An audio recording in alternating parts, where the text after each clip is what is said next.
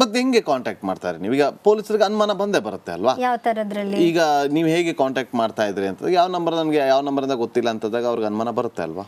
ಅಲ್ಲ ಸರ್, ನಾನು ಹೇಳ್ತಾ ಇದ್ದೀನಿ, ನಾನು ಲಾಸ್ಟ್ 3 ಡಿಜಿಟ್ಸ್ ಅಥವಾ 4 ಡಿಜಿಟ್ಸ್ ಹೇಳ್ತಾ ಇದ್ದೀನಿ ಈ ನಂಬರ್ಗಳಿದೆ ಅಂತ ಹೇಳಿ.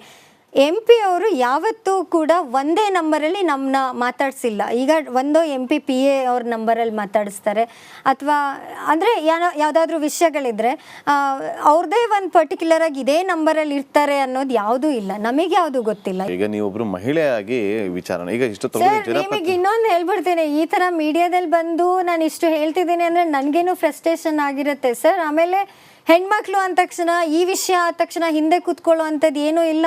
V are equal to men. ಯಾಕೆ ನಾವು ಹೆದರೋಣ? ಈಗ ಮೆನ್ಗಳೇ, ಹುಡುಗರುಗಳು ಹೆದರಬೇಕು ಅನ್ನೋ ಪರಿಸ್ಥಿತಿಲಿದೆ ಇವಾಗಿನ ಕಾಲ. ಯಾಕೆ ನಾವು ಹೆದರ್ಕೊಂಡು? ಇವಾಗಲೂ ನಾನು ಹೇಳ್ತಾ ಇರೋದು ಏನಂತ ಹೇಳಿದ್ರೆ, ಮೀಡಿಯಾಗೆ ಬಂದರೆ ಜನ ರಿಲೇಟೆಡ್ ಮಾಡ್ತಾರೆ. ಈಗ ನಾನು ಓಡಾಡಿದ್ದೀನಿ ಅನ್ನುವಾಗಲೂ ನಮಗೂ ಅದೇ ಥರ ರಿಲೇಟೆಡ್ ಜನ ಎಲ್ಲದಕ್ಕೂ ಮಾತಾಡ್ತಾರೆ.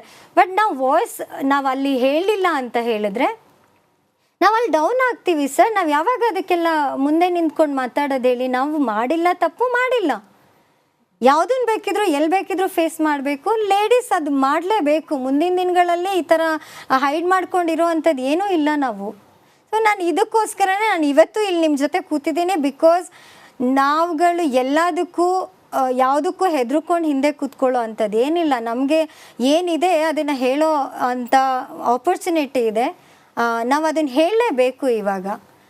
ಆಮೇಲೆ ಇನ್ನೊಂದು ಹೇಳ್ತೀನಿ ಸರ್, ಅವ್ರು ಕೇಳ್ತಾರೆ ನನಗೆ, ರಾಜಕೀಯದಲ್ಲಿ ಈ ಥರ ಓಡಾಡಿಕೊಂಡು ಅಥವಾ ಜನಗಳಿಗೆ ಈ ಮನುಷ್ಯನ ಹತ್ರ ಗುರ್ತಿಸ್ಕೊಂಡಿದ್ರಿಂದ ನಮಗೆ ಡ್ಯಾಮೇಜ್ ಆಗುತ್ತೆ ಅಂತ. ನಮಗೆ ಹೇಗಾಗತ್ತೆ?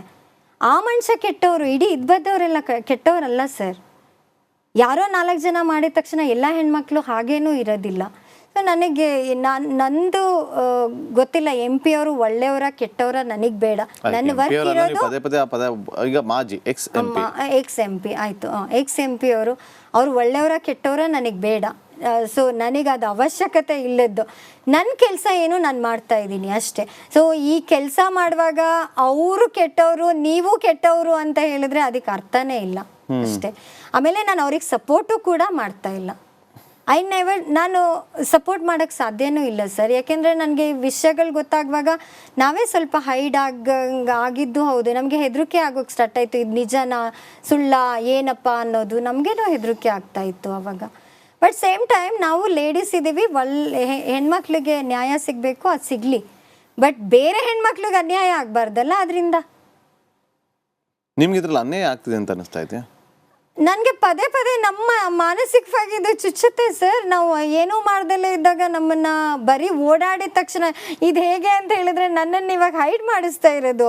ಈಗ ಈ ಥರ ಕ್ವೆಶನ್ ಕೇಳಿದ ತಕ್ಷಣ ಹೆಣ್ಮಕ್ಳು ಮಾಡೋದೇ ಇದು, ಯಾಕಪ್ಪ ಮುಂದೆ ಹೋಗೋಣ. ನಮ್ಮ ಮನೆಗಳಲ್ಲೂ ಕೆಲವರು ಹೇಳಿದ್ದು ಹೌದು, SIT ಹೋಗ್ತೀವಿ ಅಂದ್ರೇ ದೊಡ್ಡ ನಾವೇನೋ ತಪ್ಪು ಮಾಡಿಬಿಟ್ಟಿದ್ದೀವಿ ಅಂತ ಹೇಳಿ ಮಾತಾಡೋದು ಈ ಥರ. ಈಗ ಅವ್ರು ಕೇಳೋ ಕ್ವೆಶನಿಗೆ ನಾನು ಹೆದರ್ಕೊಂಡಿದ್ದಿದ್ರೆ ನಾನು ಮತ್ತೆ ಮಾತಾಡೋ ಹಂಗೆ ಇಲ್ಲ ಯಾವುದಕ್ಕೂ. ಹೇಗಾಗುತ್ತೆ ಅದೆಲ್ಲ? ಸೊ ಇದೆಲ್ಲ ನನ್ನನ್ನು ಸ್ವಲ್ಪ ಏನು ಮಾಡಬೇಕಂತ ಹೇಳಿ, ನನ್ನನ್ನು ಸ್ವಲ್ಪ ಡೌನ್ ಮಾಡಬೇಕಂತ ಹೇಳಿ. ಅದಂತೂ ಡೆಫಿನೆಟ್ಲಿ ಹೌದು ಸರ್. ಇಲ್ಲ ಅಂತ ಹೇಳಿದ್ರೆ ನಾನು ಏನು ಕೊಡ್ತೀನಿ ಸ್ಟೇಟ್ಮೆಂಟ್ ಅದು ಅವ್ರು ತೊಗೊಬೋದಿತ್ತು. ನಾನು ರಾಜಕೀಯದಲ್ಲಿದ್ದೀನಿ, ಅವ್ರ ಪಕ್ಷಕ್ಕೆ ವರ್ಕ್ ಮಾಡ್ತಾ ಇದ್ದೆ, ಒಂದಷ್ಟು ರಿಲೇಟೆಡ್ ಇದ್ದೀನಿ ಅಂತ ಹೇಳಿ.